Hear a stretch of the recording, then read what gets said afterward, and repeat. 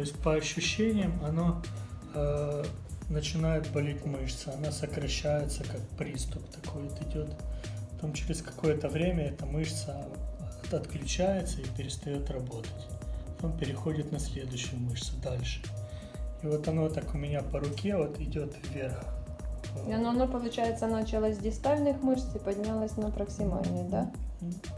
Дистальные. Ну, я имею в виду вот кисть, скажем, да, а потом... кисть вот отключилась там, потом какие-то части отключилась, там разгибательные, сгибательные. Вот плечи. И сейчас у меня как бы бицепс болит и перестает работать бицепс на левой стороне, да? Да, на левой стороне. А правая сторона сейчас беспокоит? Правая сторона беспокоит тоже вот. Я сейчас покажу. Вот эта часть, да, вот эта часть вот в плече, она начинает, ну, такое, как жжет ощущение и постепенно. Но тут началось с плеча, да? То есть, да, получается, да. левая рука была с левая кисти? рука с мизинцев, значит, сначала занемели мизинцы. Вот, Именно онемение было или боль? Онемение сначала в мизинцах, потом начало подниматься, онемение начало распространяться на половину кисти и дальше начало распространяться на внешнюю сторону предплечья. И потом начали в пальцах, ну, сгибательные перестали работать и началось с пальцев, потом оно поднималось, и поднималось, и долгое время было так, что до локтя вот было онемение, лечили неврит. И был как неврит локтевого сустава. Да, но он просто лечили сустав сам. Нет, ну, неврит локтевого нерва. Лечили нерва. Простите, да. Не сустава. Да. Локтевого нерва. Потом добавились онемения пальцев,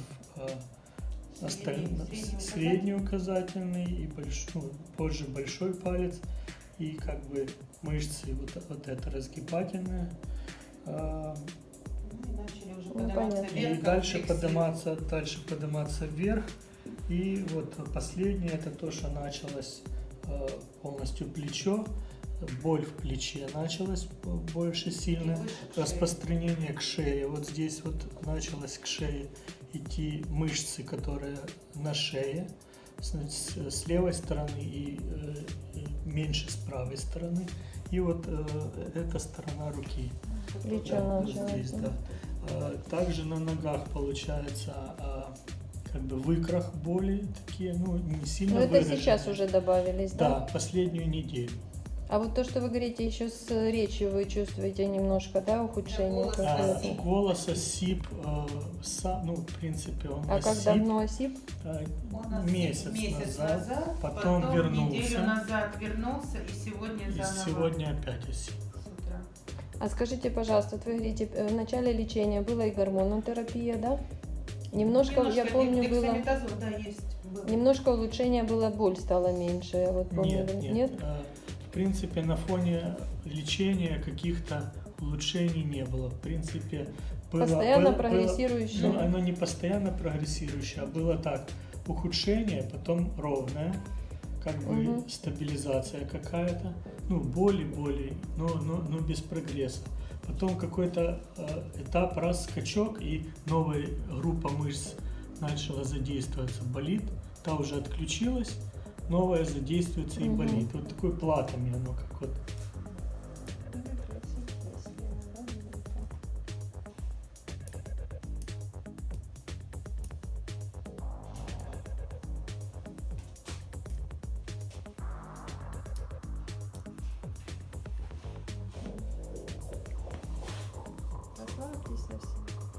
Не поднимайте ножку.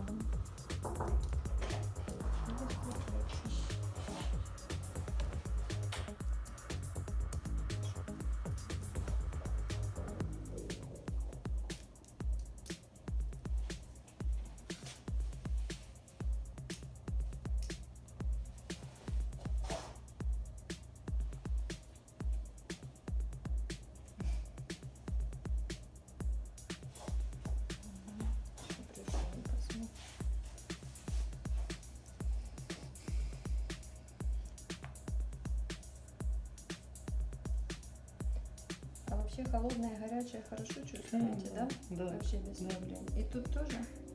Тут меньше. Меньше Сейчас всего. меньше, да, уже. Раньше чувствовал все хорошо, сейчас, Зубочистку. сейчас немного меньше. А раньше а вот когда это меньше появилось? На недели-две назад начало. Вот не было раньше такого, а сейчас вот руки как немножко как покрыты чем-то. Ну, Левая перчатки. или две руки? Не, левая. Правая, да? без проблем. Ну я вас тут поколю, Да. и тут поколю. Ну, чуть-чуть тут меньше, но чувствую. Тут и тут. Чувствую. Даже тут как-то больше. Ну, вот Больше, за да? счет раздражения. А если тут я колю, и тут одинаково, Да. и тут Тут, наверное, меньше. меньше снизу, да? Вот если я вас тут поколю, и тут Да, меньше. меньше, да? Мгм. Ну еще язык покажите, вот язык мне можно сфотографировать, чтобы он нормально. Ну не так, конечно, Я просто на либо- видео снимаю. Ага, ну хорошо. Хорошо. А если взять, вот я вот...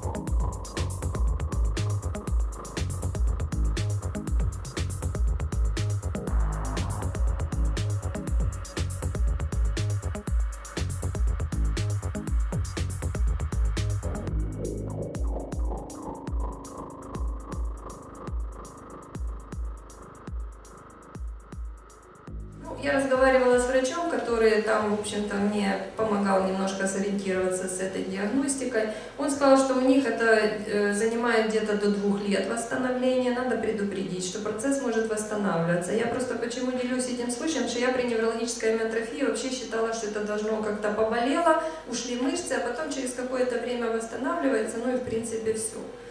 Вот. Ну и они мне сказали, что там это нужна командная работа, очень хорошо работать с родственниками, и вот именно чтобы помочь справиться с болью. Процесс может распространяться на другую сторону и может распространяться на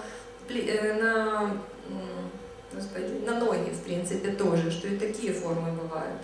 Вот. Ну и помогает, мы вчера тоже говорили, молекулярное генетическое тестирование, хотя тоже не ставит каких-то уже особенной точки. В принципе, наблюдать и реабилитация. Ну вот, покопались с данными плечевого сплетения, делали, потому что думали, может быть, все-таки что-то с плечевым сплетением. И, честно говоря, смотрели эти снимки динамики, и вот как вы можете увидеть, просто вот насколько сейчас методы нейровизуализации входят в нашу практику, то если сравнить это еще в 12 месяце 2018 года, никакой компрессии, ничего нет, но, как вы видите, немножко повышенный сигнал вот с левого плечевого сплетения, да? Хорошо видно, да? Но это при ковырянии, при том, что уже мы потом поднимали это все. Это благодаря Роману Анатольевичу, которого я уже замучила, можно сказать. И вот потом переделали второй раз. И вот если вы видите, есть утолщенное плечевое сплетение, просвечиваются корешки, да? И плюс еще каким-то образом вовлекается другая сторона. Ну вот видно, да, что она уже тоже по сравнению, по крайней мере, если сравнить эти два снимочка, да? Дальше мы тут тоже внимательно посмотрели, можно посмотреть, тут померено ничего не видно, естественно, но в любом случае на этом срезе видно, что мышцы все гипотрофируются. Гипотрофируются и паравертебральные мышцы в том числе. Просто обратите внимание, просто на этом снимке, просто врач-радиолог, вот мышцы здесь это темная, светлая это жир. И вот правая сторона, вот у нас, мы смотрим, это наша левая, на радиолога все наоборот. Вот она пациент лежит,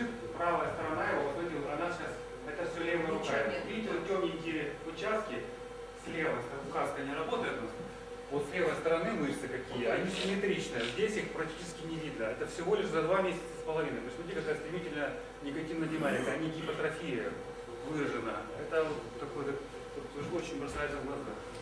Так, и теперь пациента я смотрю через 4 месяца. При том, что все уже от него как бы тоже отказываются, потому что ничего ему не помогает, уже перекрестились в Институте инфекционных заболеваний, что его оттуда выписали, но реально ему все время как бы не лучше. И вот что мы видим теперь. Ну, он занимается реабилитацией. Действительно, немножко у него компенсировалось вроде визуальное плечо. Вроде бы немножко с правой, здоровой стороны немножко говорит, что окреп. Но появляется снижение вибрационной чувствительности и чувство положения в дистальных отделах руки верхней конечности. И мы уже видим нарастание нейрофизиологического дефицита. Ну, тут он показывает, что он делает, но как видите, что левая рука не отводится все равно, да? И вот просто, чтобы посмотреть динамику, вот, если еще в первом месяце в январе мы видели, ну, ответ четкий регистрировался, да, по крайней мере, антибрахии латералис, это латеральный, потому что медиальный я не могла вам подставить снимки, там он плохо зарегистрирован был, то, как видите, уже через 2,5 месяца уже не было ответа, да, с другой стороны. И, ну вот, видно здесь, да, то есть как нарастает и сенсорное подсоединяется. Это мы уже сделали еще и параспинальные мышцы на уровне С7, видите, выраженная спонтанная активность есть. То есть почему уже можно сказать, что включены корешки? Потому что фактически иннервация паравертебральных мышц идет за счет дорсальных ветвей спинномозговых корешков, и они не входят в состав плечевого сплетения. То есть паравертебральные мышцы это как раз вот метод дифференциальной диагностики. И что мы видим на МРГ? Вот я для себя просто не могла объяснить, что это такое, может вы мне как раз подскажете. То есть в тех мышцах, которые были совсем слабые, честно говоря, особой спонтанной активности я не видела, хотя очень думала, что сейчас включу, ну, поставлю иголку, и уже через 1,5 месяца, но при такой атрофии явные будут острые волны фибрилляции, то есть денервация. Но, честно говоря, надо было очень ковыряться, чтобы найти там какую-то вот денервационную активность. Она там была, но она была, в общем, в тех мышцах, которые были, скажем, гипотрофичны, но не атрофичны, они там четкий нейрогенный паттерн рекрутирования, то есть четкая перестройка потенциала двигательных единиц. Они были большие, полифазные, а тут я покажу. И через, вот скажем, там уже видно на последнем слайде, да, через 4 месяца дельтовидная мышца, это одна и та же мышца, то есть в разные сроки, вот 3 раза смотрели, да. И получается уже мы видим какие-то махровые такие потенциалы двигательных единиц, которые вообще напоминают демиелинизирующие. Просто вот для меня это было совершенно какие-то не совсем понятные изменения. И я здесь немножко просто, чтобы не занимать сильно внимания, как вообще отличается чем, что в пользу, допустим, невралгической амиотрофии, что в пользу атипичной фонкальной формы хронической воспалительной демиелинизирующей полиневропатии. Ну, естественно, что должны быть признаки демиелинизации в одном случае, во втором аксональные изменения при невралгической амиотрофии. И должна сказать, что и при атипичной форме ХВДП, конечно, может не наблюдаться повышение уровня белка, может не находиться анти-GM1 антител в принципе. И что здесь еще такое? Ну, при невралгической амиотрофии, вот хочу сказать, в пользу невралгической амиотрофии было вовлечение диафрагмального нерва. При ХВДП там не наблюдаются такие случаи. Но, тем не менее, могут быть вовлечения краниальных нервов. И что здесь еще такое? Да, и вот для диагностики объективное клиническое улучшение в ответ на специфическую терапию должно быть при лечении иммуноглобулинов при атипичной форме. То есть вопрос остается открытый. Иммуноглобулины ему не помогли. А в принципе, если это ХВДП, должны были бы помочь. Если это неврологическая амиотрофия, надо лечить гормонами. Гормоны ему тоже не помогли. И вот тоже остается до сих пор вопрос.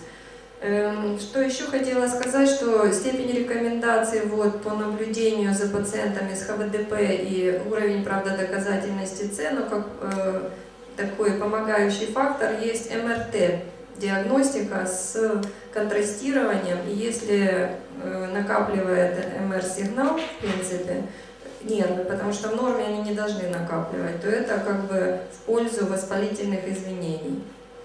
Ну и, наверное, еще один момент, да, вот если имеется блок при демиелинизирующем поражении, когда он расположен в самом дистальном отделе, то можно не найти признаков демиелинизации. То есть тут вот такой трюк фактически.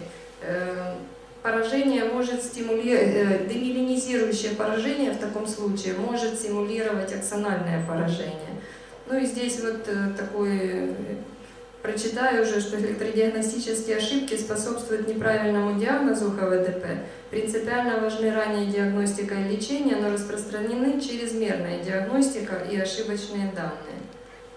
Ну и все. Благодарю за внимание. Если честно, вот сейчас посмотрим этого пациента. Хотя, в общем-то, я для себя склоняюсь, что это все-таки фокальная какая-то форма хронической воспалительной демиелинизирующей полиневропатии. Хотя вначале я была уверена, что это неврологическая гематрофия. Но сейчас посмотрим, может вообще совсем другой. Второй раз тоже не было демиелинизирующих проявлений на стимуляционном. Не было. Кроме махровых, как Кроме махровых вот этих. Но я просто, понимаете, блок невозможно найти, если дистально сразу уже амплитуда света. Максимальных может снимать, например, тибиалис антериор, если вы... А там ничего, там вообще, мы его смотрели с ног на ноги. Нет, на тибиалис антериор там вообще никаких поражений. Вообще нигде не было блоков. Не-не-не, вы говорите, вот если это, мы же можем посмотреть с экстензор дигитурум бревис и подозревать, что если дистальная перекройка, но мы же можем еще и тибиалис антериор посмотреть. Стимуляционную. Сделать и отвести от тибиалис антериор. Да, не, ну там было все благополучно. Скажем, вообще вот кроме этой левой руки нейрофизиологически ничего не наблюдалось. Спасибо за внимание. Дальше пригласим пациента. А скорости какие? Скорости вообще, вот не прозвучало, скорости абсолютно нормальные. Абсолютно. Интересно. А на левой руке удалось? На левой, Скорости какие? да, абсолютно нормальные. И по сенсорным, и по моторным. ХВДП. Это блоковое проведение, это же ХВДП. Вы понимаете? А с другой стороны сенсорные тоже нарушения. Да, но у него появилась сенситивная атаксия, то есть фактически в левой руке. Нарастает чувствительный. А что это тогда? Возможно, мы этот блок не можем уловить? Вот я для себя просто уже так думаю. Вот и в волнах не выявлен. Да, в том-то и дело. Да. Но сейчас я уже не знаю. Мистика. При такой стремительной этой, то сейчас уже и не знаю, что будет. Все, спасибо за внимание. Alvina, I have two questions. So during this whole course, this patient had no upper motor neuron signs. There was no spasticity in his arms. No. No during the whole leg. And the reflexes, they were not very symmetric. So Only left side was increased reflex. was out of reflexes. Yes. There was asymmetry of reflexes, so there were probably some upper motor neuron signs. But how we complain pain syndrome? Increased significant. I understand. And so there was some doubt that there was probably also some upper motor neuron signs. Yes, yes. Okay. And then about the conduction, there was no conduction block. The amplitude was low, but there was temporal dispersion. The duration of the answers was quite big on the... Quite bit only. Не, я не видела хорошего просто Okay, okay. So I was thinking like probable conduction block? Or No, something? probably. Probable. Probably. But in first time it's not obvious that it was conduction block. Could it be diagnosed of some primary progressive atrophy, primary progressive muscular atrophy? Because those can also give some neurogenic pattern. Yes, but we thought about it, but we cannot support this diagnosis because we could see another muscles. It's not changes in the 4 months. And family history was completely normal. His Yes. family? Yes, completely. Я хочу пригласить Паскаля, может быть, проводить дальше уже исследования, если нужно. pain in my left arm. Pain. Yeah, in just pain, and I feel that my little finger and fourth finger are numb, like. So after that, it raises up for some period of time. So I feel like my fingers are like it's becomes a bit weaker, and I cannot move it. So after that, I feel that numbed on my outside of my arm, and it so I feel like a pain in my arm, and then even upper in my shoulder. So I tried some medicine and some but it doesn't help. So after that, my muscles one by one becomes off, and after that I cannot move my arm, and only few movements I can. Okay, so Left. to summarize, there's a story of 4 months, progressive a little bit, and now it's getting worse and worse. Yeah. You have symptoms of pain in the left arm, sensory disturbances, you don't feel very well. Senses was off only for 1 month. So 3 months I felt like only muscles are off. But after that I feel that my fingers and my this part of arm and here is sensitive. Sensory disturbance. Okay. Yeah. Okay. And then you felt some weakness as well. Some weakness in the arm, in the hands, and then. And also 1 month ago I felt that pain in my shoulder and in my neck, and even in my legs. So legs get weaker, and but after some, maybe I tried a strong medicine like antivirus medicine and hemoglobin, and after that I feel that legs are okay, so it stops pain here, but my arm becomes lost sensitive and a bit worse. Okay, so can you remember before these 4 months at the beginning that you did some very hard work, some very big job, Well, as usual. So what is your profession? What are you doing as usual? I am programmer, so You're working with computer? With computer, yeah. You didn't do anything? Yeah, 1 per week I'm playing football. Football? So maybe I had some I don't know. I don't remember that something special. Like I fall and. Do you smoke? No. You don't smoke?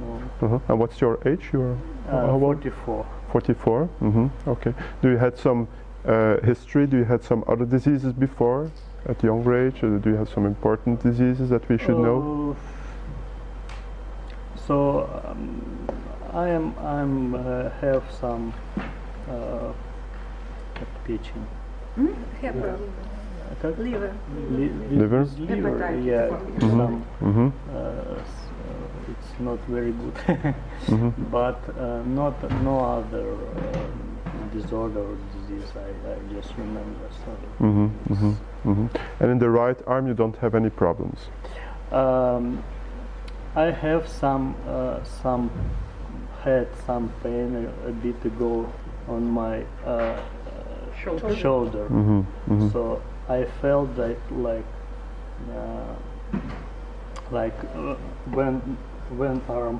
when this pain raises up to my shoulder here, so I felt that like right shoulder and legs and neck. Okay. And in your family, your parents or your sisters, brothers, are there special diseases of the nerves or muscles? No. No? Okay. Okay. So no familiar history? No familiar history. No familiar history. Okay. Also, I wanted to add that in my analysis some time ago, we discovered that ferritin, ferritin yes. is increased. For iron, yes. So I've sent my DNA probe to USA for hemochromatosis. I don't know. Hemochromatosis, yeah. So, but I didn't get result yet. So I don't know. Maybe it's. So now I am examining my liver function. Liver function? Okay. Yeah, so okay.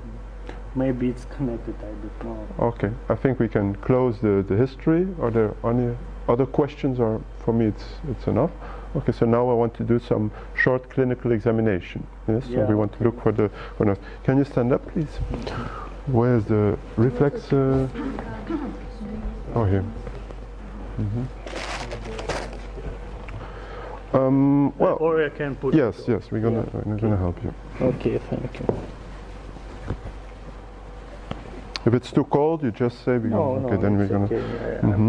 Okay. Okay. Okay. Yes. So it's for 4 months now. Yes. Yeah, 4 months. Just turn. Okay. So I think there is some hypertrophy here, dealt with muscle. There's no scapula lata, but I don't know.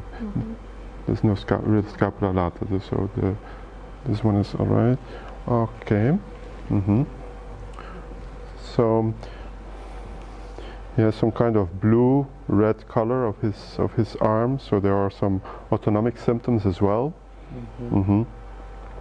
Okay, so we're gonna check.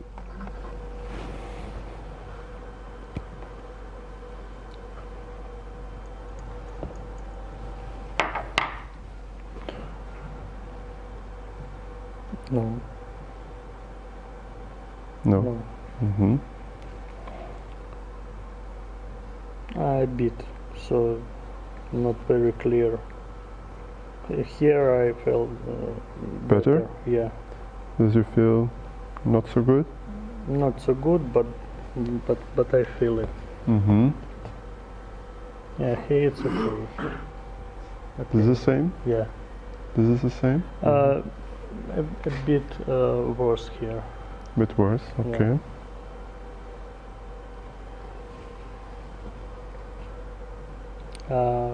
Here, not clear. Less, Yeah, okay. Yeah. So, radialis sensory, ulnar sensory, antebrachial lateralis, antebrachial medialis, axillary is quite all right. So this is a sensory examination.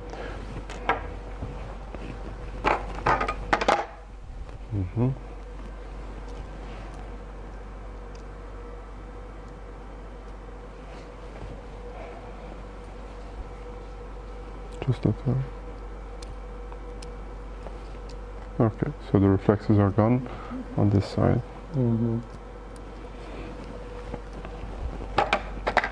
Okay, now I'm going to ask you to do some movements.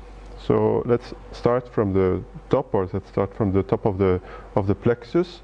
So the top of the plexus is C5, C6. So we are checking the all those muscles, and first the top one, upper trunk, median nerve. So median nerve. Okay. Try to put your thumb to the ceiling, upwards. No. No. Mm-hmm. Try to move, try to turn your hand like this. We're going to do it with this arm, okay? So that I know. Yeah, try to turn. Okay, try to move. What muscle? Oh, no. No, pronator. Pronator teres. So, medianus, APB, C8. Pronator teres. Medianus, C6, C7. Okay. So, the medianus, C6, C7, C8 is falling out. Okay, now we go to the second nerve. On top, from the upper cord, is the musculocutaneus. Okay, we try just to turn your arm like this, outside. Okay, you remember this is to exclude the brachialis, brachioradialis. And now you try to flex your elbow. This one, flex your elbow, more. Flex your elbow, okay. Now try to flex your elbow. No, okay. Flex your elbow. So, okay, there's no function of the musculocutaneus and there's no function of the brachioradialis, so also the radialis is gone. So, C5, C6, musculocutaneus, no function anymore. So we go now to the middle trunk, C7. C7 gives to the axillaris and the radialis. Okay, so axillaris. Try to just elevate your arms a little bit. Okay, try to do this movement to the forward because he's using his trapezius. You see, he's using his trapezius. Okay, just like. He's using his trapezius, and here he has complete hypertrophy, so he does not use his axillaris. The other one of axillaris is the teres. Here, so you're just going to put down his arm. You try to just exorotate your arm. I mean, yes, to turn your arm to that side. Okay, turn your arm to the other side. It's also gone. So axillaris, no function anymore. So axillaris, then we have radialis. Radialis C7, a middle trunk. Radialis. Okay, we know already sensory disturbance of the radialis. Just try to extend your fingers. Extensor digitorum. Like here. Extensor indicis proprius. This one. Just this finger in the air. A bit more. No movement. No. Extensor indicis proprius, no function anymore. So this is nervus radialis C8. Nervus radialis C7. Just try to extend your wrist. Okay. Try to extend your wrist in this direction. In the direction of the thumb. Sorry. Okay. No. Try to extend your wrist in this direction. Okay. So, radialis C7, C6, C8 is falling out. Radialis also has C5, C6. Remember that muscle? What is the muscle radialis C5, C6? Brachioradialis. Okay, how can we check the brachioradialis? To just flex the elbow like this with the thumb. So just try to flex your elbow. No brachioradialis function. C5, C6. Another one, another muscle I told yesterday, supinator. Supinator who goes here from the lateral epicondylus to this side, okay, to supinator. You have to, if you want to put the needle, you have to put the needle very deep here, and then you come to the supinator. So you try to just make like a little plate of your hand. Just turn your hand a little bit and relax. No, he's using again his upper muscles. So radialis C5, C6, C7, C8 completely falling out. This is middle trunk, and then all the nerves. Then we use the lower trunk. Lower trunk is what nerve? Ulnar. Okay. We see clear hypertrophy of the ulnar nerve. So just try to spread your fingers. Hypertrophy of the ulnar nerve. This is ulnar nerve. What root? C8. C81. C81. Here. muscular atrophy. Okay, you try to lift your finger a little bit. Okay, try to move your finger to the thumb. It's falling out. Okay, flexor carpi ulnaris. Flexor carpi ulnaris, you just try to flex your wrist like this.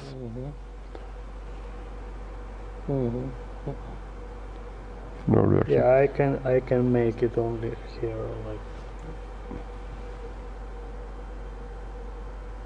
And It's a bit here, so not on. okay, try to extend. Try to extend. It's not okay. Just a little bit in his wrist, but it's not a lot. I would say it's a little bit. Трюковое движение. I don't know how it's on English. So, flexor digitorum profundus. Try to flex your. No. Okay. So, flexor digitorum profundus, flexor carpi ulnaris, C7, C81, all falling out. Sensory disturbances. So, I think it's post-gangliar lesion, not pregangliar, because he has a lot of sensory disturbances, and it's on different levels. So, could it be one radicular problem just on one level? Of course not, because we have a lot of roots. Can it be a pregangliar lesion? I don't think so, because it has very severe sensory disturbance, but we don't know. Of course, it can be some myelopathy or some severe cervical disease, because we don't know where exactly the lesion is for his sensory disturbances. So we should check sensory nerve conduction studies. I don't think it's some central problem, because he has no reflexes anymore, and there is no upper motor neuron sign in this clinical examination. So, okay, please try to. I can address you a little bit so that you can have some warm. You put this one. This one is a bit warmer. Okay, it's easier. Yeah. Yeah, I think it's enough. Okay. I'm not too sure. So why do we need electromyography in this patient? To see the sensory potential, Yeah. that level. To see the level of the. To see the level. Okay. And maybe activity now in the muscle. We do need LMG. Okay. Because of course now he has no activity. Probably with needle EMG we can't see any activity. No, I mean spontaneous. Spontaneous activity. Okay. So what we're going to do first? We're going to start with the needle EMG, or we're going to start nerve conduction study. Okay. Which nerves do we want to know? Which nerves do we want to study? Distal part. All the nerves we want to study. Okay. This will be a very long examination, so I think we will have to skip something. Musculocutaneous, medianus, ulnaris, and radialis. I think that's. Okay. Well, fine. What do you expect from those nerves? Do you expect an answer? No, maybe No. a little one. Okay, so we only have 40 minutes. Yes, for this patient, so we only have 40 minutes, so okay. So we can do all those nerves, because all those nerves, they will show some problems. All those nerves will show some problems. Should we do F waves as well? No. Foot waves? No foot waves? Why not? Late responses? Well, we don't have responses from the. We will not have any responses. Okay. So then sensory nerves. You want sensory nerve conduction studies? Yes. I think sensory nerve conduction studies, if we have to choose, are more important than the motor ones. Because for sure the motor ones, they will show a lot of problems, and we can think, okay, you can look for conduction blocks, but this will not be the case in here, because he has a lot of sensory disturbances. We are not looking for multifocal motor neuropathy. We are not looking for conduction blocks. We will not treat this patient with sandoglobulins at this moment, because he has very big, severe sensory disturbances. So conduction blocks is not the most important thing I want to look for. Okay, what kind of sensory nerve studies do you want? All of them? No. Radialis? Radialis? One antebrachial. One antebrachial. Okay. On what side? The left side, the right side? Both. Both sides. Why both sides? to compare. Do we need both sides for the motor nerve conduction studies as well? Both sides? No, not for. We are talking about protocols. Okay, but this protocol will be very long. So I don't think for this one that you need both sides. Just one side for the motor, but for the sensory you need both sides, for sure, for sure. Okay, this is nerve conduction studies. Then myography. What muscles do we have to examine for myography? This is not up to the clinician. Now it's the EMG doctor who has to say what muscles we want to examine. Muscles with some activity on nerve conduction. Okay, okay. What do you mean? So just let me know one muscle that you want to examine. Where are we going to start? Мы не будем делать моторное conduction, поэтому он не понимает. Не будем. I think now. One from brachia, one from antebrachia, and one from the. Just for case.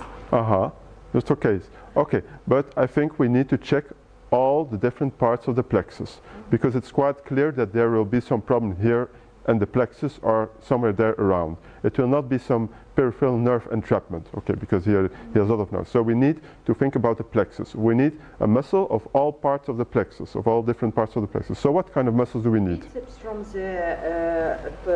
the upper plexus. Let's try. Biceps from upper plexus, okay, yes. Something from the extensors for the middle. Middle, which one do you want? Extensor carpi radialis. Extensor carpi radialis, okay. And one from lower. One from lower. Let's take the. Let's take flexor. Let's take first dorsal interossei. Okay, first dorsal interossei. Good. Let's just make a sort of scheme of what muscles we checked. Musculocutaneous, median nerve. Okay, and then we have from C7 is here, C8, T1, C7. Okay. So we have the biceps. From this one, we're going to check. We have the extensor carpi radialis, axillaris, radialis. Okay. From this one, we just check extensor carpi radialis. This means C6, C7. C7 is this part. This part. We don't check those two parts. Okay, we just check this part and the middle part. And then the FDI. FDI is the ulnar nerve. Comes from here. Okay. So I miss this. Yeah, maybe this one. Pollicis brevis or something. Okay. Abductor pollicis brevis. It's a difficult muscle because you know here we have opponent's pollicis, we have abductor pollicis brevis. It's a difficult muscle. You cannot know exactly in what muscle you are inserting the needle because his muscles are already quite. Flexor pollicis longus. Okay. To see that. Flexor pollicis longus.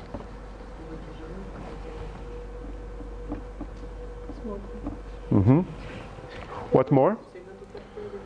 So we have the ulnar nerve, we have the median nerve, we have the musculocutaneous, we have the radial nerve. Do we have axillary nerve? We need a muscle from axillary nerve? Well, I don't think so. You don't think so? Okay. We're gonna just add one? Just add, yes. Just add, okay. Let's check trapezius. Let's check the trapezius. Why we need trapezius? Upper level. Okay. But didn't you see that he uses his trapezius for all these movements? It works very good. It works very good because he was pretending to move his arm. Okay, this is clinical examination, of course. Maybe it is bigger than. Maybe. Okay, so trapezius. Trapezius from the nervus accessorius, which comes from the upper levels. But okay, I want to stress, this we have, this we have, this we have, this we have, ulnar nerve we have. We can, with those muscles, okay, trapezius is not, it's in record, with those 5 muscles we can do the whole plexus. Okay, what are we looking for when I put a needle in the plexus? It's 4 months, yeah, 4 months. Are we still expecting, a lot of active denervation?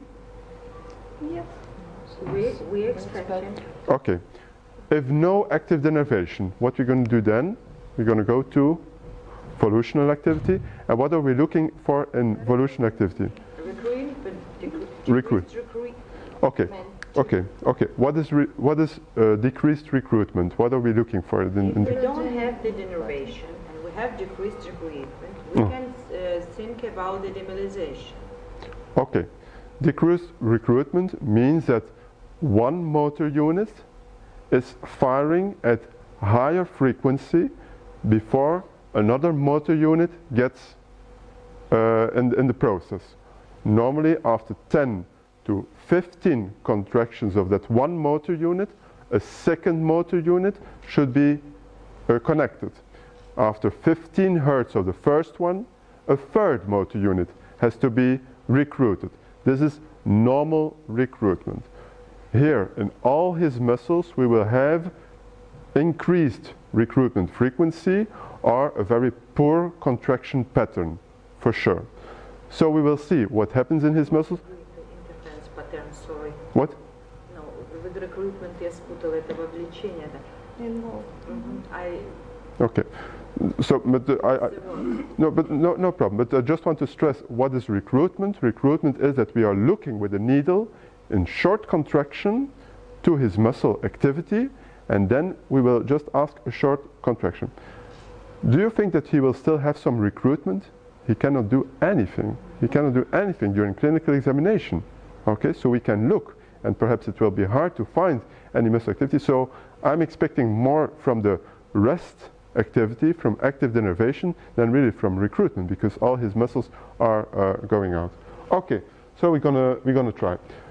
Would you like to that I do the whole nerve conduction study, or more like the myogenic patterns, or more like myography? What's the most important?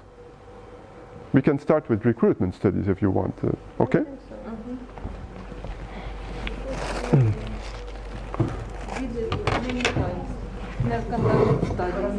So, as you understood, we're going to put the needle in some muscles, okay? Yeah, so, yeah. okay. It's okay. Can you please? I will go around. Okay. Around here. Sorry, like this.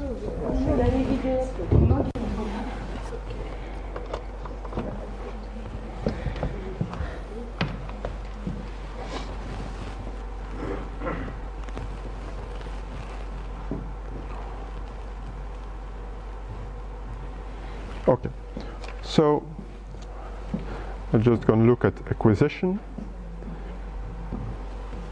setup.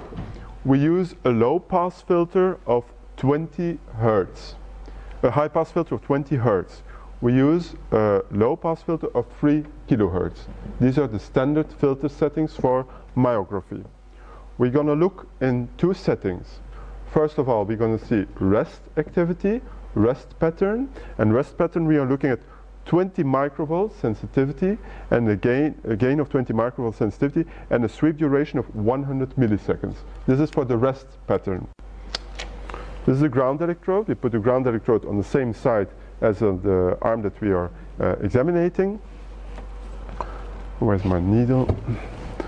Okay.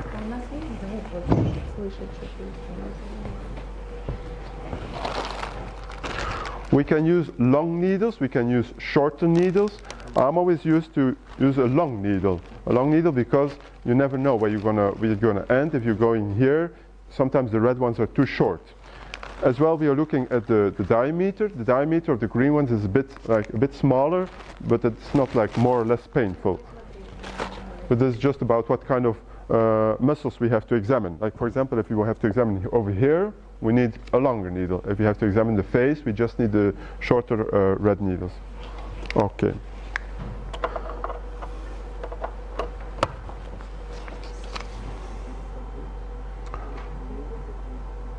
Okay, before entering the needle, I will check the audio settings. Audio setup. Audio on.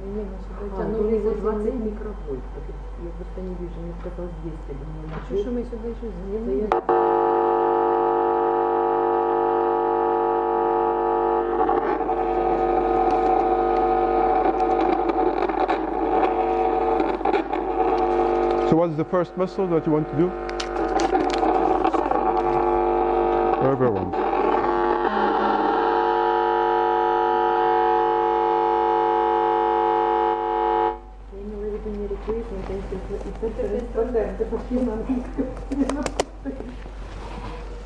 Okay.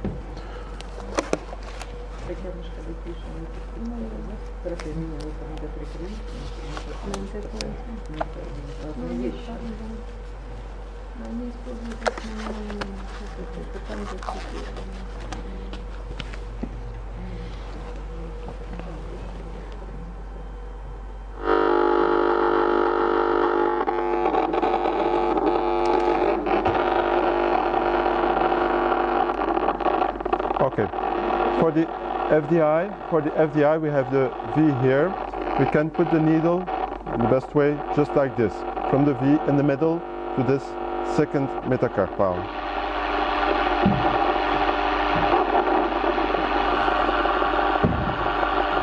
Okay, what do we see?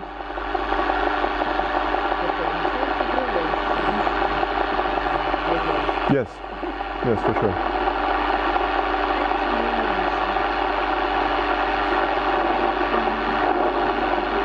Here you see a lot of. What's this? What's this? Positive sharp waves, yes. What's this?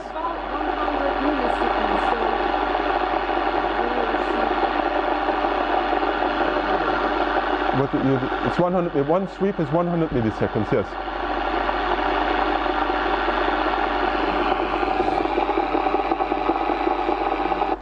Okay, we're going to go back. This is 100 milliseconds, yes, 100 milliseconds, and the gain is 20 microvolt. We have some electrical artifacts, so this means that in between there is a lot of electrical activity. Okay, I could just change sensitivity, but I want to show you what we... it's more or less 50, but there are a lot of artifacts here. But so we go back. You have to acquire with cascades, in cascades, and then you can choose the depth of the cascades, but then you can go back to 50 to 100 and more of the sweeps. Okay, this is a positive sharp wave. This is positive sharp wave and a fibrillation, the second one. We also listened to the fibrillation. It was like tick, tick, tick, tick, tick, like raindrops on the roof. These are fibrillations and positive sharp waves. So that's clear that it's active denervation. How are we going to score this active denervation with 1, 2, or 3 pluses? This depends on how many insertions that we are doing. If we just see fibrillations and active denervation in 2 insertions, it's just 1 plus. If we see it on more than 2, it's 2 pluses or 3 pluses. Here it's clear that it's quite a lot of fibrillation. So I would score this as 2 or 3 pluses, severe active denervation. I am in the muscle, okay, I am in the muscle. I don't have to doubt about I'm really in the muscle if I'm going to check for contractive activity. I'm right in the muscle. So now we're going to go to maximum volutional activity. I go to 1 millivolt sensitivity and the sweep is 1 second. So the sweep is 1 second because I want to have an idea of the recruitment. Yes. So I want to see 10, 12 motor units, or 12 times the same motor unit in one sweep, and then another motor unit should be recruited. 1 millivolt, I think the sensitivity is too high, because here we're going to have difficulties to get some potentials, but normally in normal muscles we could use this 1 millivolt to get a good evaluation of the amplitude. Okay, so now I would just like to ask you to move your finger a little bit, to move just a little bit.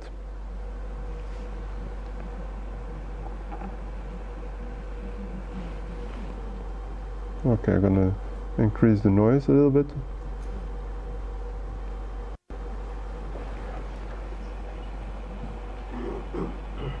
Try to move a little bit. We'll try, yes. No activity, no activity. I cannot ask any activity to this patient. Okay. Okay, relax, relax. Good. This is our first muscle that we want to do. The second one.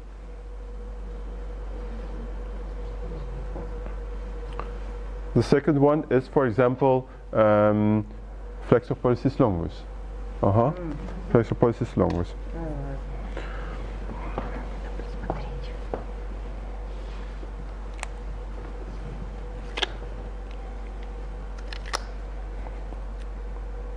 So the flexor pollicis longus is the muscle that is in the middle of the arm, on the ulnar side here.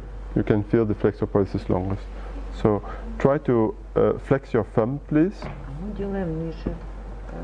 And can you take a little bit distally?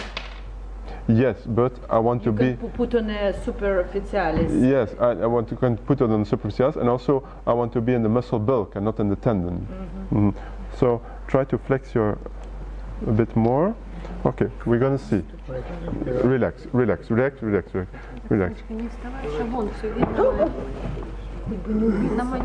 These muscles, of course, in this patient, these muscles will be difficult to distinguish because of no really active contraction. So we go back to spontaneous activity. Okay.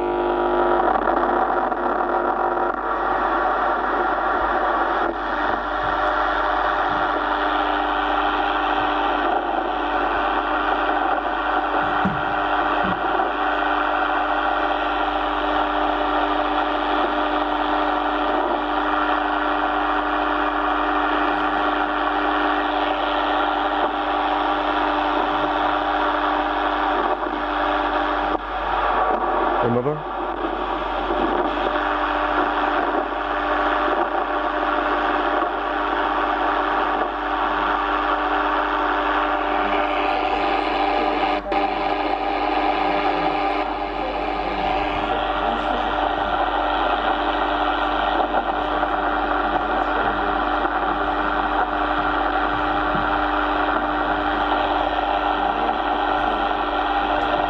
It's difficult to find this muscle because it's already quite hypertrophic and I cannot ask any contraction, so I will go to another median muscle, the pronator teres, okay?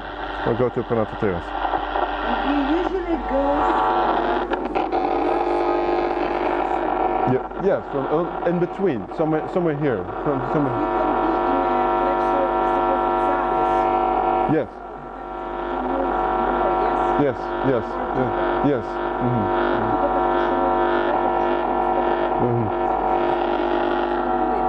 What? Well, the problem here is that he does not help. He does not help to look where exactly the muscle bulk is. So that's a bit of a problem. But here.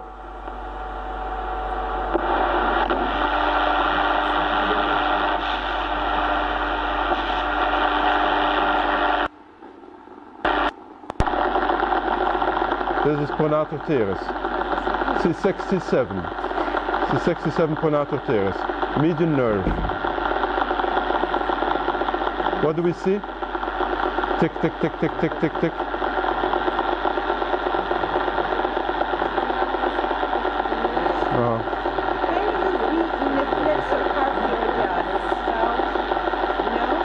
No, because the most superficial muscle is the pronator teres, and the flexor carpi radialis is more to the side. It's more to the side.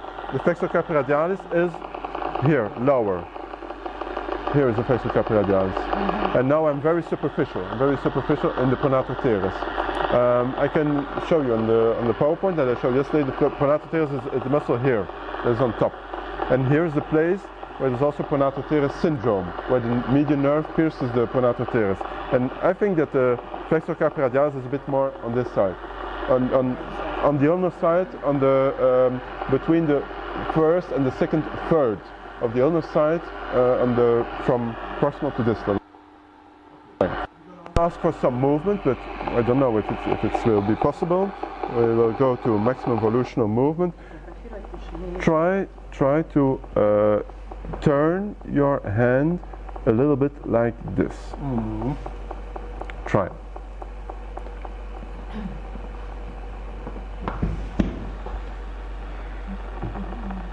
What do we hear? This is active denervation. This is active denervation. Try to move a bit more.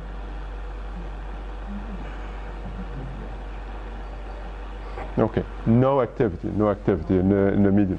You know. Okay. Next muscle.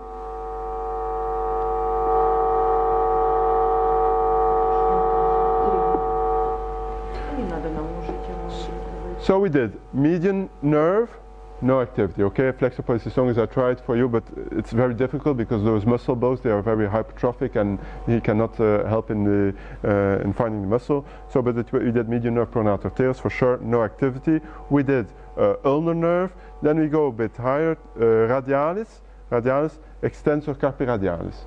I don't think so that we will have something. So maybe we will go on the biceps. We will go in the biceps. I want for sure one radialis muscle. Okay? We can choose another muscle. Okay, extensor indicis pollicis. Oh, no, sorry. Extensor indicis proprius. Yes, proprius. Okay. Because over there you were asking for extensor carpi radialis, and now you change your mind. Okay, is there a reason? Is there a reason? No, I just want to see the needle imagery of this muscle. Okay. Because extensor carpi radialis, what root? C6, C7. Extensor indicis proprius is? It says C8. C8, okay. Okay, let's see extensor carpi radialis. Okay. I will have the patient in 2 hours with extensor. Okay, so now we're going to go to extensor carpi radialis. Sorry for interrupting you. No, it's all right. Okay, epicondylus lateralis. Here on top is extensor carpi radialis, and here we have extensor digitorum communis. All his muscles are gone, so it will be difficult to really reach. Just try to.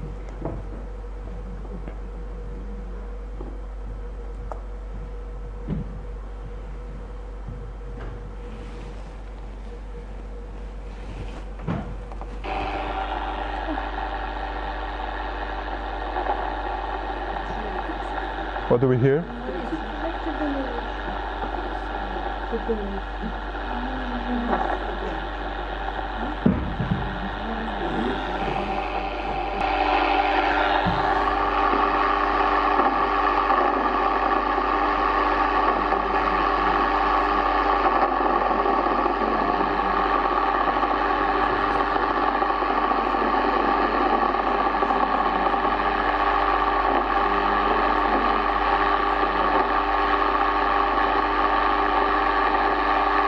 His muscle is already quite hypertrophic as well. So let's try some. Can you move a little bit your hands? Oh. I see.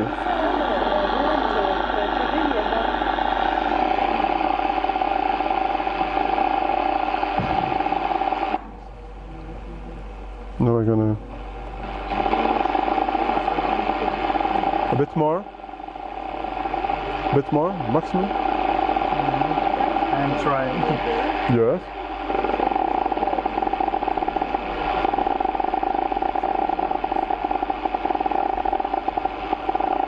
Relax. Okay. So what did we see here? What did we see? Motor unit. Motor unit. How many motor units did we see? One.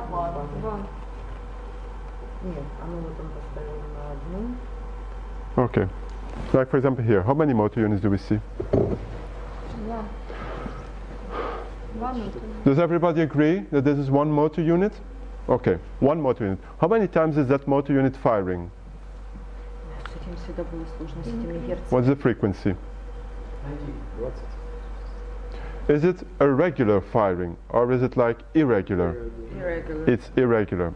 Normally we are waiting till the patient gets a regular contraction pattern, because you see, I asked you for the frequency, but it changes. Even within 1 second the frequency is changing. So normally we want a regular pattern. Of course, this patient, he really tries hard to contract the muscle. It's very difficult, so it's normal that the pattern is a bit irregular. However, if we're just looking at the first half of that second, we see that the frequency is very high. There is a very reduced recruitment of other motor units. We should have a second and a third motor unit in the first part. So this is poor contraction pattern, frequency of recruitment.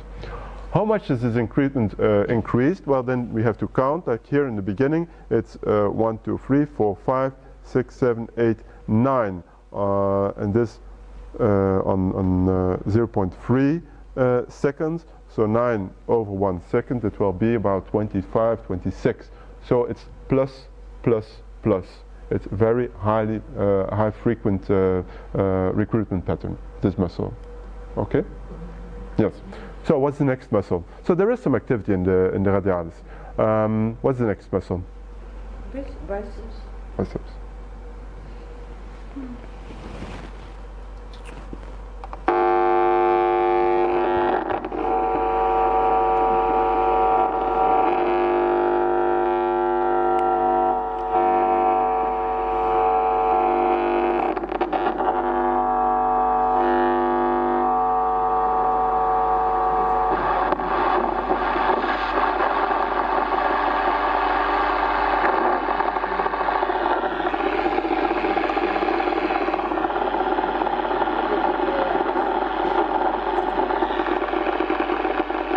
What do we see?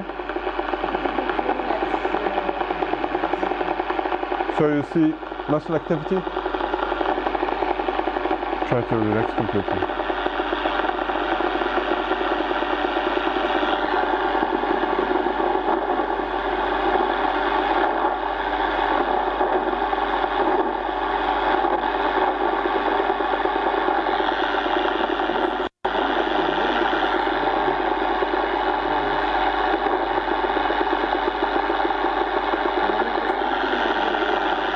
I'm not sure if this is a motor unit. I'm not sure if this is a motor unit. In the beginning it was a motor unit together with some positive sharp waves, but now. Okay.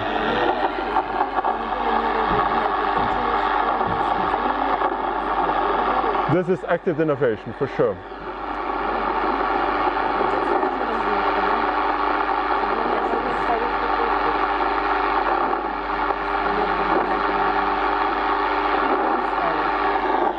Okay, let's just look back what we saw here in this muscle.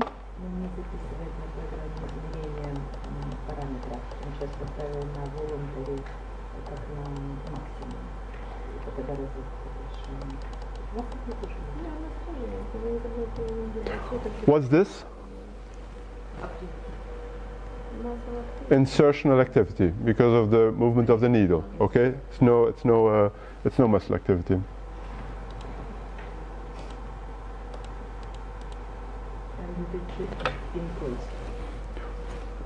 Increased insertion activity. Mm-hmm. Yeah. What's this? Maybe a fibrillation. This is a fibrillation. Yes. The smaller. Uh-huh. Here. Another one. Another one. Another one. Fibrillation. Fibrillation. Fibrillation. This is clear fibrillation. Okay, and here I don't remember, is this insertion activity or is this some muscle contraction? But this is not just fibrillation. Perhaps it was insertion activity because in the beginning I was really thinking that there were some motor units also acting. Okay, and here I was doubting a little bit, like there was some motor unit a bit firing, but I'm not sure. So now we're going to go to contraction activity, maximum evolutionary.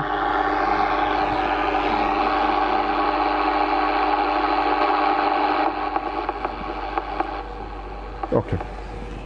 You just try to flex your elbow.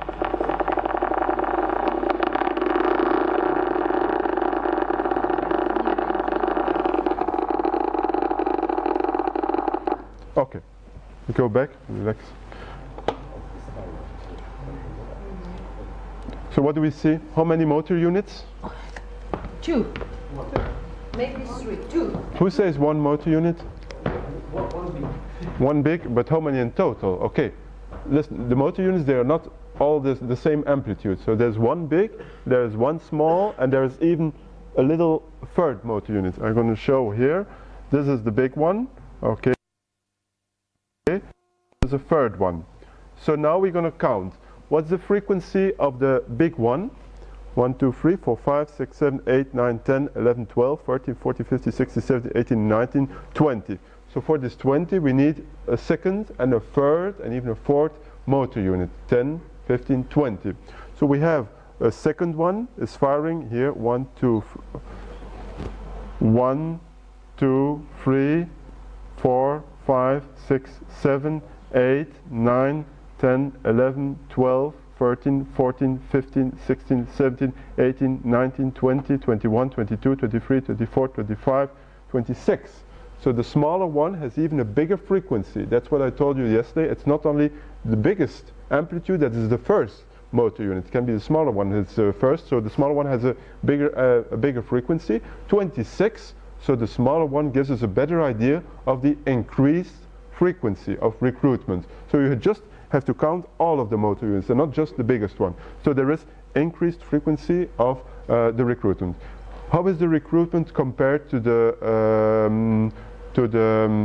flexor carpi radialis? Better, or it's a bit better? It's a bit better than the flexor carpi radialis. Okay, so this is the biceps. What's the next muscle? We did extensor deltoides. Okay.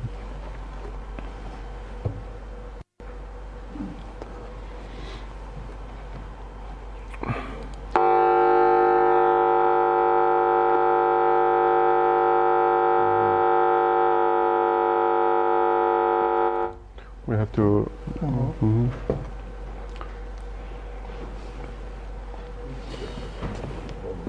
relax.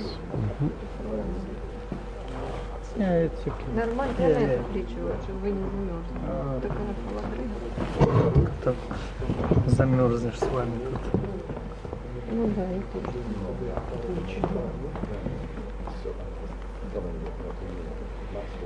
Сколько было единиц? Две. Okay, little needle. Одна маленькая, одна большая.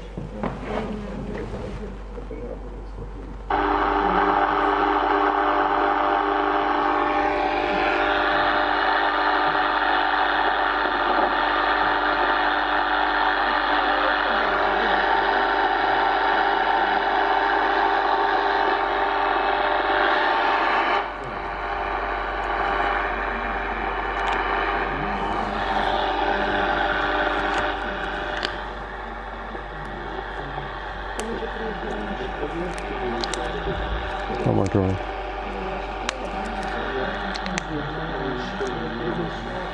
Okay. So it's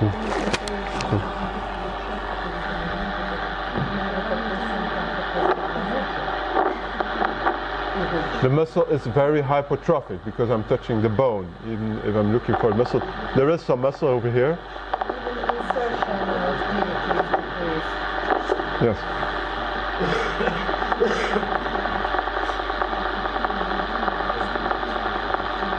What's that? What do we hear now?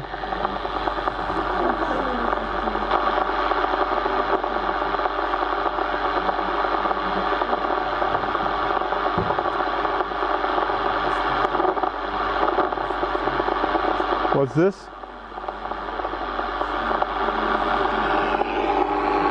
Okay, let's go back a little bit. What we saw here.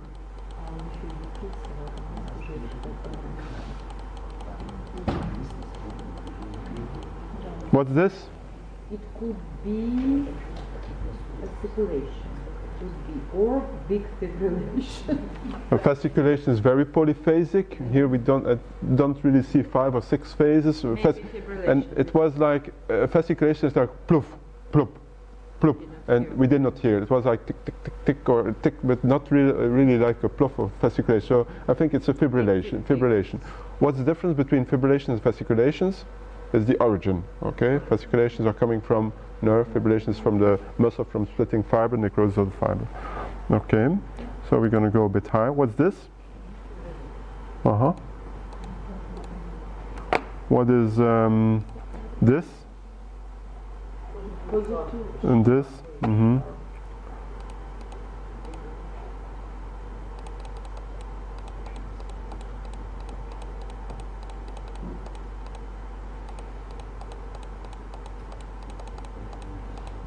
Okay, let's look for another part of the deltoid muscle.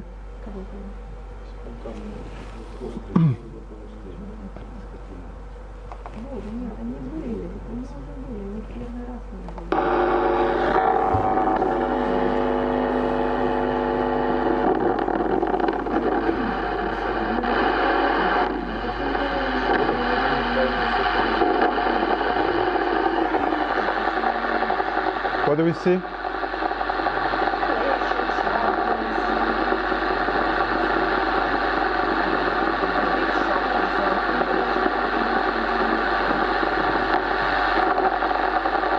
What's this? It's full of relations. So 1 plus 2 pluses or 3 pluses? 3 pluses. Painful? A lot of pain? No, it's okay. Okay. Let's look for contraction pattern. So contraction.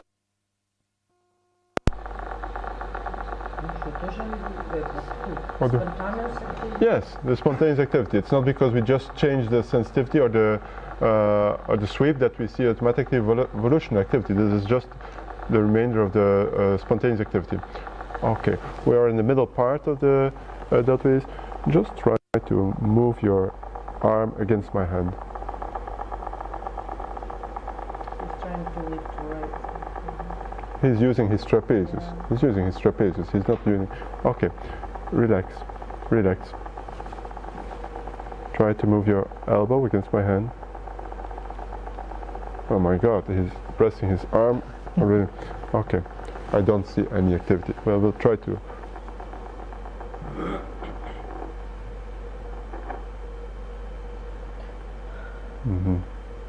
No activity. A bit more, a bit more. Oh. What do we see now?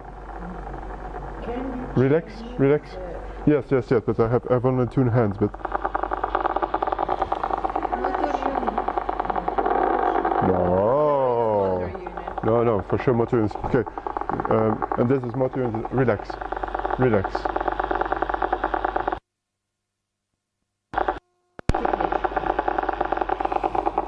Okay.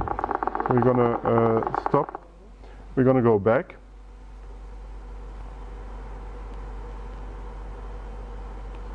This is motor units, but then I don't know about this one because he's completely relaxed and still we have this kind of potentials, but it's not very sharp, so I'm doubting a little bit if it's motor units or fibrillations. But over here, it's clear that this is motor unit. Okay, what's the frequency? Can you tell me something about the frequency? Very high, but for me it's a bit difficult because we see different motor units. It's 1, 2, 3 motor units, and they have a bit like similar amplitude. So I would like to turn the needle a little bit so that one motor unit has a bigger amplitude than the other one. So that because here I hear some increased frequency, but I cannot show it very well on the screen. So okay, good for the deltoids. Okay. What other muscle do we need? Or do we have enough information? Paraspinal. Paraspinal muscles? Okay. How we can do it? I would like you to undo the t-shirt, but we're gonna help you. Somebody has a pen or some, okay. So, C7. Okay, C7, C6,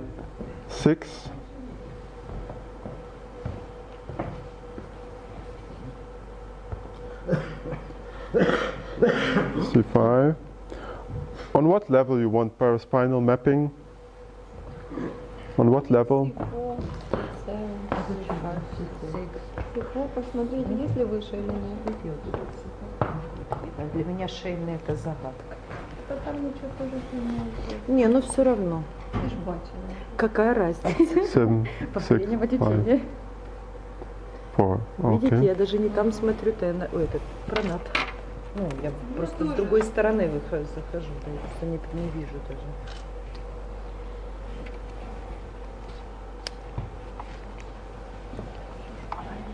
Ну, может быть, и в этом не имеет. Мы не мешаем этому съемке? Помогаем?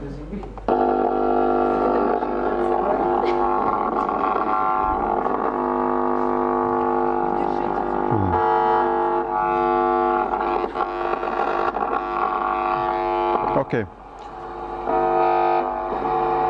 Let's go. So, C7, we go 2 centimeters beside the processus spinosus, 2 centimeters, and we go 45 degrees. Like this. Needle. Пояснично. Интересно.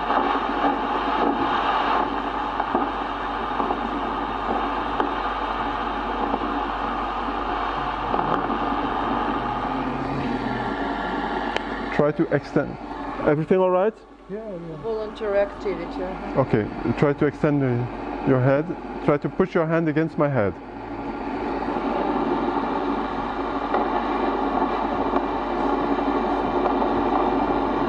More?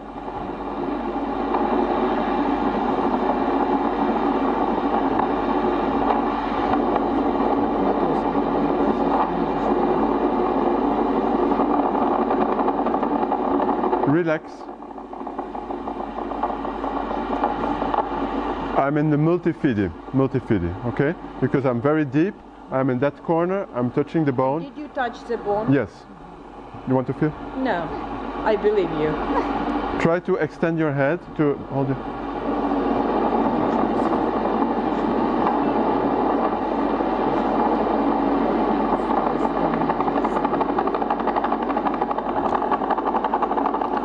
Please press on the yellow round dot. Yellow round. Yes, that one.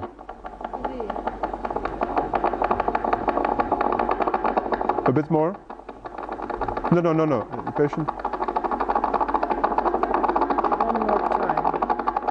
Because it's bigger. What do you think of this contraction pattern? Irregular. It's polyphasic, but I think there are a lot of motor units, and if we consider just one motor unit, I think there are nice motor reduced pattern, or is it normal? Reduced, well, it's reduced. Well, it's still reduced. I'm considering of course this must relax. I'm considering first of all the frequency. I don't think it's really increased frequency. I think the frequency is quite normal. For me, the frequency is the most important because of course you're working in the neck muscles, so there can be polyphasic answers. There can be a lot of motor units that are together. So I think most important is to look for active denervation, so rest pattern, and for increased frequency. For me, this is normal. This is quite normal. If we consider it, of course, with his arm, it's very normal. But just to stop here, and we go to the first, like here, for example.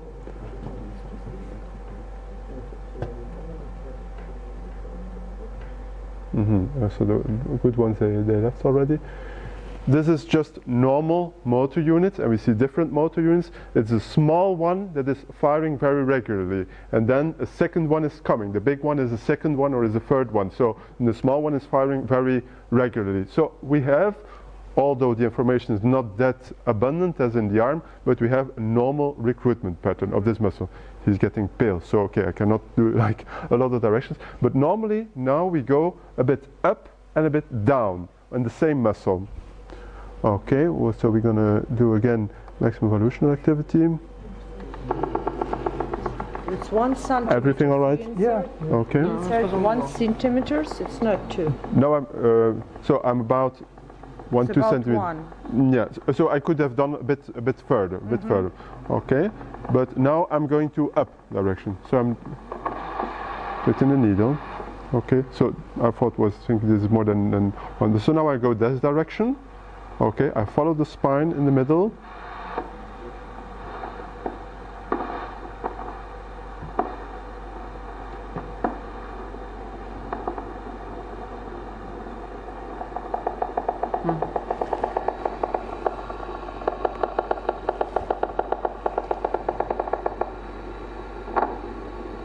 Try to extend your head a little bit.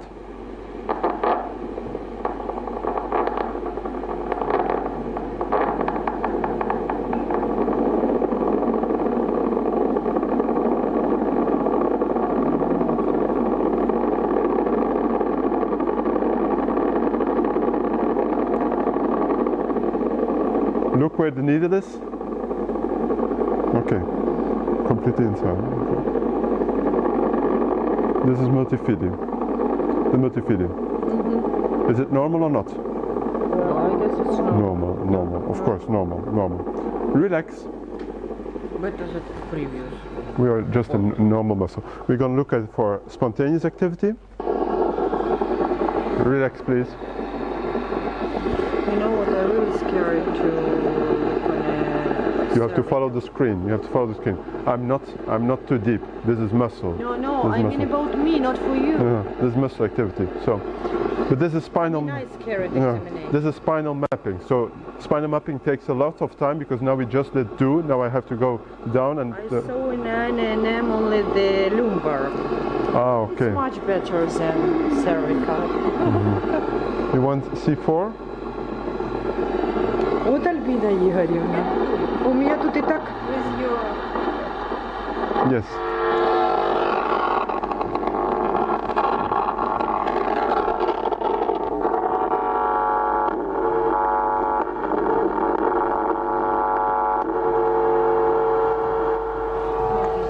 Если выйти, только вы уже. Я уже не буду на старости лет. Ага. 6, 5, 4. Yes. Can I?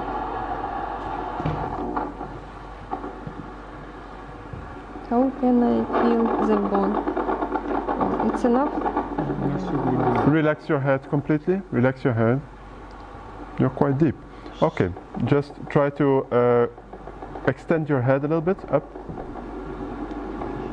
Go a bit deeper.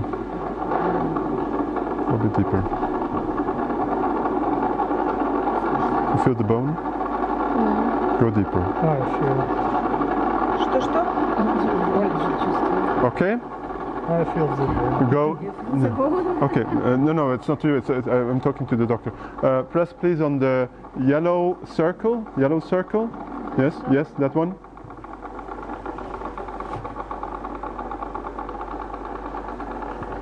It's normal.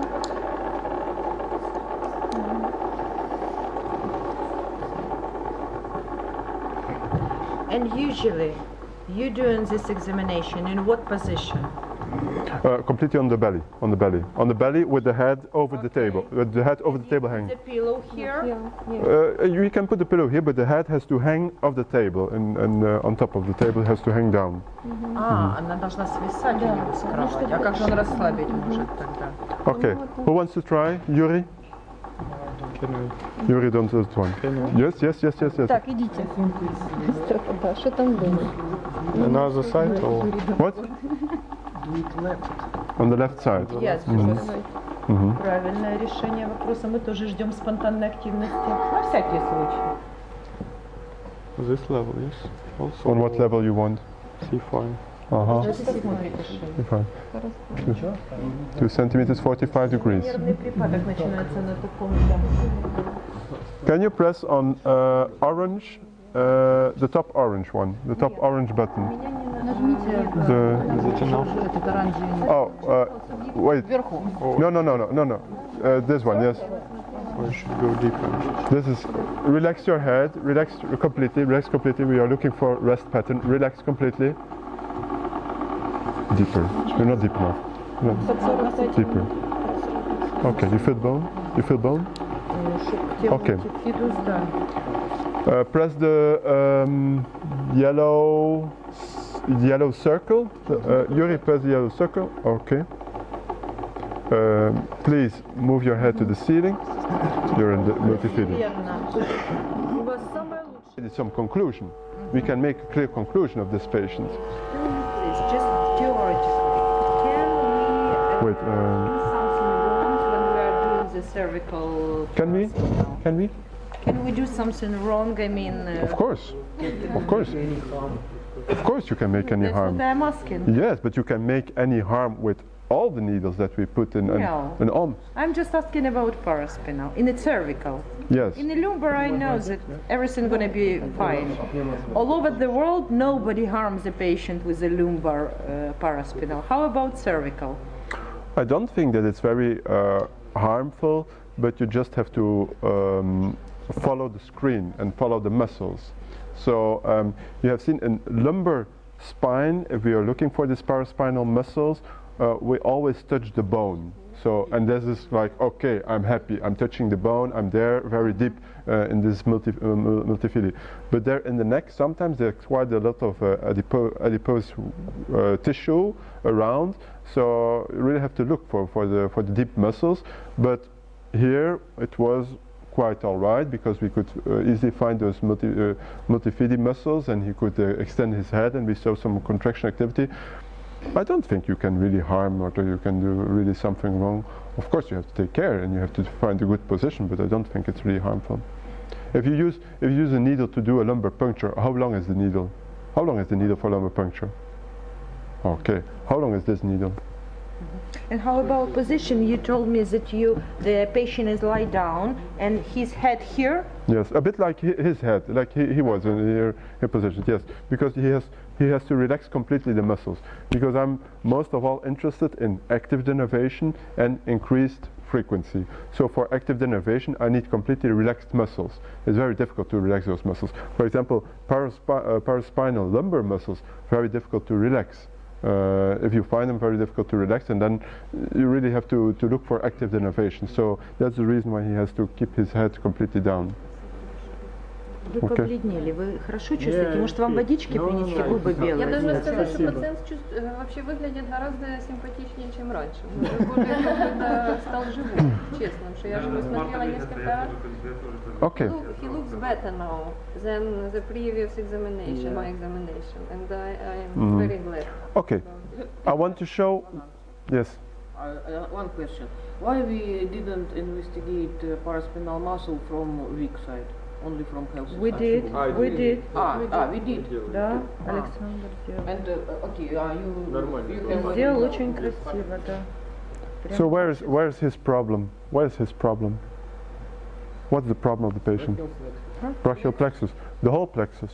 Whole plexus. The whole plexus. Plexus, no. We find in spinal muscles, so it's higher. Что мы нашли в параспинальном? Мы же ничего не нашли в параспинальном. Paraspinal muscles were normal. They were normal. Okay. So You agree? You agree? Or let's see the sensory conduction. okay, we're gonna try. We find spontaneous activity find in previous. In previous examination. Yes. I had spontaneous activity, fibrillation in paraspinal muscles. Yes.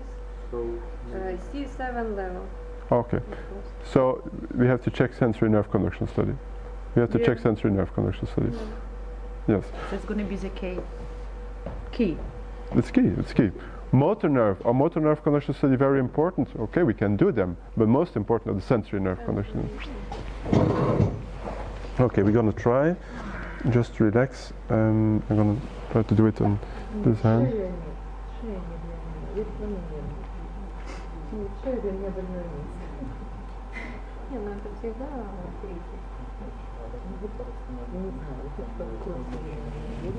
Just turn a little bit the chair. Because I have some doubts about the machine, I will first do the good side to test it, and then we're going to go to the bad side.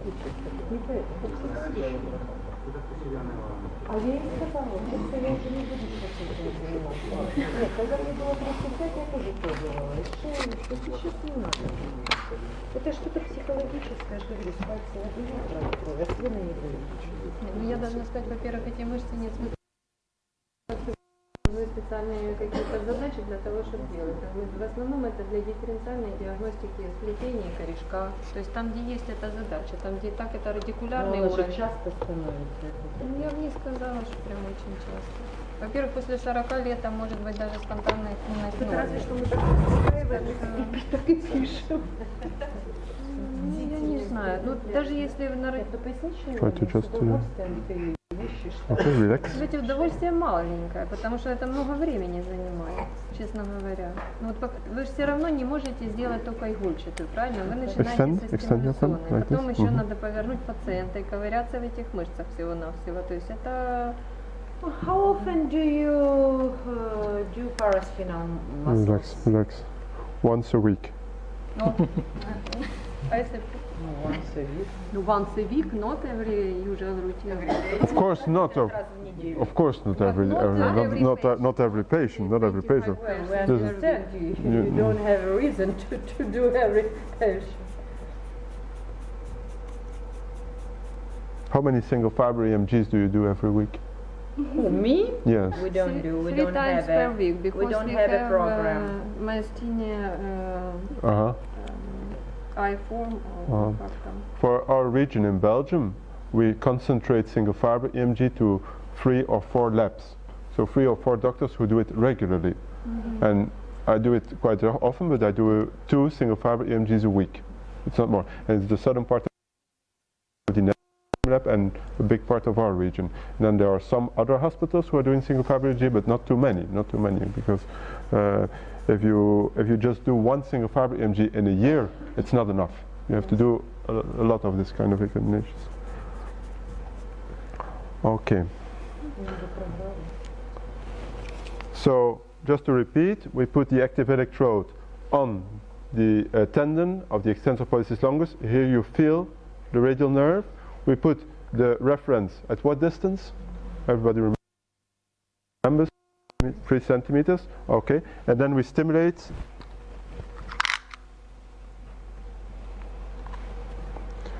That's 8 to 10 centimeters more proximally.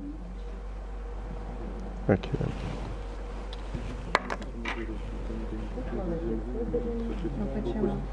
Just relax. Relax completely.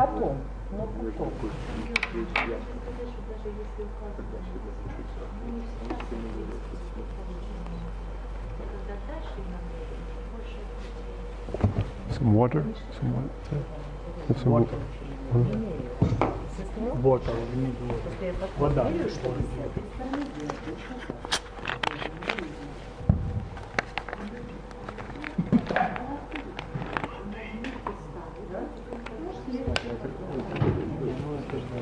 Он уже набрал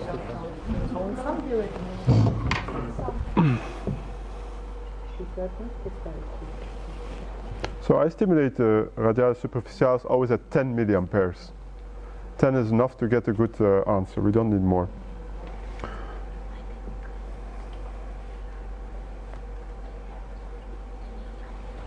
Okay, you're going to feel little shocks, but it's not, won't be very hard.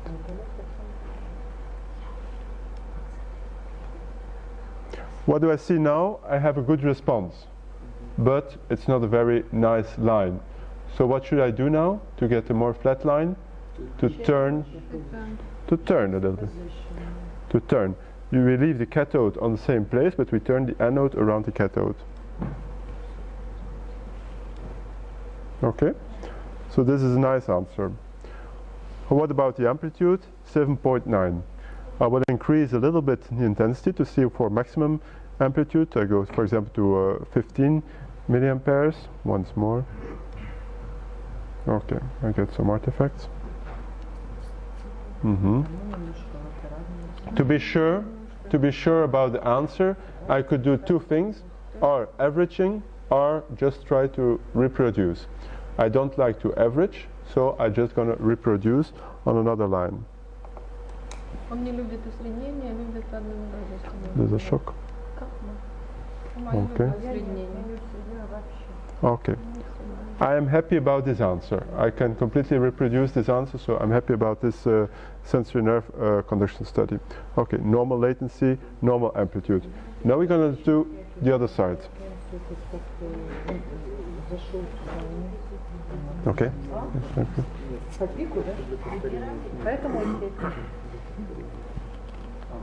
It's right. Yes. Дело в том, что сейчас немножко все-таки наводка на сенсорных есть, поэтому я так понимаю, что это приблизительно. Он доволен, что так. Не, ну конечно. И сенсорные сделать, я вам скажу, проблематично вот так без таких заземов. Да.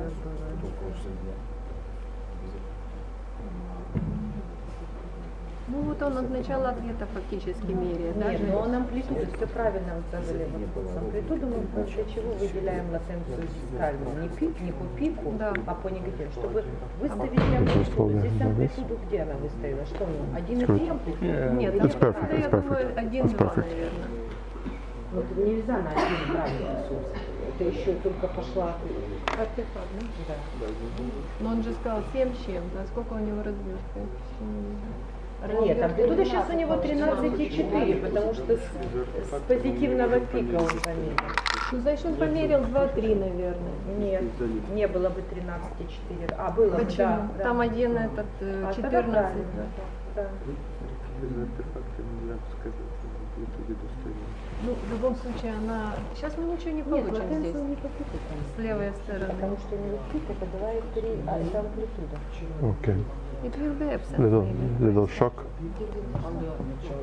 There is no answer. There is no answer. There is no answer. You're going to try a little bit. Turn a little bit. Поздно. There's no answer.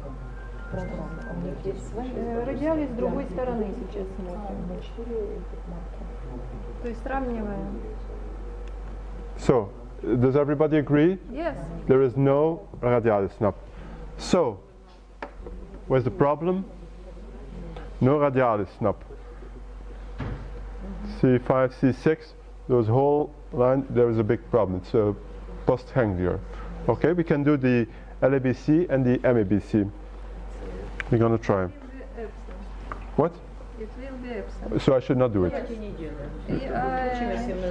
Латеральный и медиальный. Okay, Okay. Absent. Yes. So, What is this? Plexopathy, neuralgic amyotrophy, persona externa.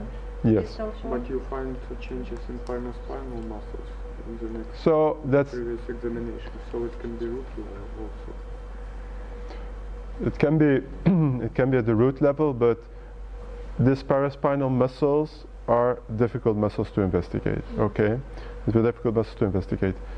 I'm quite sure about what we did and about what you did, that we got on your side a normal recruitment. His muscles in his arm, they are very severely damaged.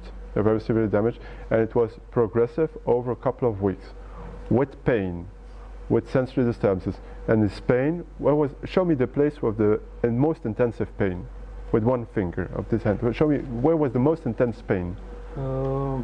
Around your shoulder or in the neck? It's hard to say now. So now I feel pain in my, especially. Did you have sometimes some pain here or in the neck?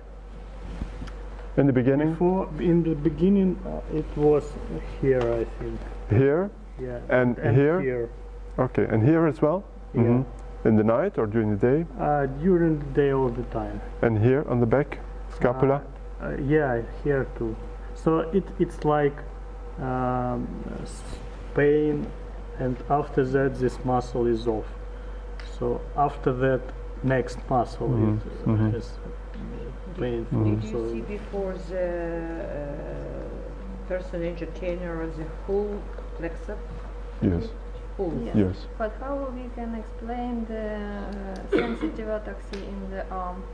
It's The sensory ataxia. We have Hamilton, so we can check. But the neurological amyotrophy, it's not Character. No, it's not. It's Specific for specific the for term. this, and it's It's his whole plexus. It's whole. It's significant decrease in the 4 months. It's not only 2 weeks pain and then muscle atrophy. It's a big. No, it's like one by one. So one muscle has pain, then it's off. Yes, yes. So and it's for me it's like it grows up from fingers and up to shoulder. So first I felt pain here, and it was like как локтевой нерв. Ulnar nerves. Yeah. Ulnar nerves. So it's my first diagnosis was Neuropathy. yeah, mononeuropathy. But after that, I felt other muscles has like it's become strong and напряжены. Tense muscles, and then they off. От гормонов вы вообще не получили? Получалось, стало хуже на гормонах, сахар улучшился, да, я же говорю. Но опять-таки, если это... Yeah, it was hormonotherapy. How about that hormones didn't work? Как там, Hormones didn't work. 3000, да? Hormones. What hormones? 3 по 1000. Окей. Пульс-терапия, да. Все, да. Yeah. But I cannot explain how it can be extended and increased in the 4 months of sensory. Did you do imaging studies? Did you do imaging studies for the plexus? Yes, plexus. I showed. And the lung? The lung? Yes. Oh, that is the patient that you showed. Yes. And the lung? And the lung? Lung cancer? Lung cancer? MRI, X-ray. Tumor, no. It's not it's any compression. It's not any compression. Only influence of the radix and plexus. How many immunoglobulins did you give? How many immunoglobulins? I don't know exactly. Еще потому что она лежит на ноге. It's not multifocal motor neuropathy. Yes, not multifocal, but it may be SIDS. It may be chronic inflammation, demyelinating neuropathy in focal form, atypical form, where we can see no change in the lumbar function and in GM1 he had not Anti-GM1. antibody. And in the beginning, did you had some fever or some cough or some infection? No infection. No infection. Okay. Yes, but it can be in difficult problem. Difficult problem. Ну, где-то около 5 килограмм. Без контраста. Но все равно видно, что есть изменения. Нет, болезнь. Но с контрастом хотели сделать, все никак не доделаем с контрастом. Но вы видели вообще изменения? We did MRI plexus and it can be, we could show changes in the time. Because it showed changes in the time of the plexus. On the plexus. Those rings. Yes. Okay. So there's a plexus problem. It's very chronic plexus problem. Okay. And now he has complaints in his other side as well. You have complaints in other arm as well. Okay. But the progressive increased. Now it's normal. It's normal. So maybe it's a restoration. But it was bad. Perhaps, but we didn't find in any muscle some kinds of re-innervation. There was no re-innervation in 4 months. There was no re-innervation. Or the re-innervation is just because the damage is going on that we don't see any re-innervation, like just in motor neuron disorder. So. But pain, how we can explain pain? I don't know. Orthopedic pain. Orthopedic pain. In muscle. Orthopedic pain in muscle and shoulders because of weakness. When was the pain the first symptom, or was it first the sensory disturbances, or was there first weakness or first the pain? What was it? First pain. First pain. Yeah. And then weakness coming afterward. Yeah. Then как онемение Numbness. Numbness of 2 fingers. Okay. And then decrease of strong muscles. Okay, I think we can discuss it maybe more later. And now we can invite the next patient, and потом мы уже просто с вами обговорим. Мы еще поговорим хорошо просто. Okay, thank you very much. Thinking about. Thank you very much. Progressive. Я думаю, что мы уже с вами будем тогда, наверное, с рабочей недели. Хорошо, потому что мы фиксируем. Yes. I don't know. I don't know. But I didn't follow the whole story of his other arm and his leg, but I think it's plexus.